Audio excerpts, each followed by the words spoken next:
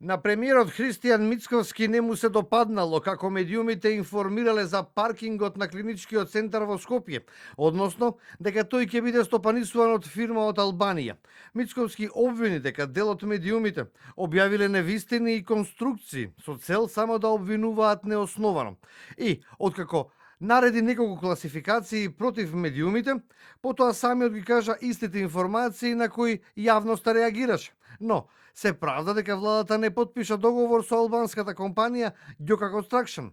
Јас разбирам дека уредувачката политика на поедини медиуми има за цел да растури пердови со невистини и конструкции, да обвинува неосновано и ние сега како политичари треба да сме дефанзивни и да се браниме.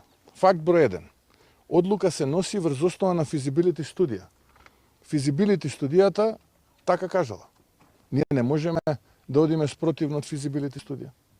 Второ, распишан е оглас. Се јавила само една компанија. Со реакција се јави од Алијансата за албанците, крилото на Зијадин Села.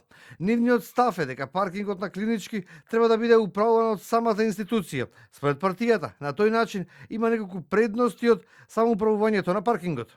Транспарентност и ефикасно управување. Универзитетскиот клинички центар ќе има целосна контрола врз приходите и трошоците на паркингот, избегнувајќи приватни посредници и потенцијални злоупотреби. Приоритет за персоналот и пациентите.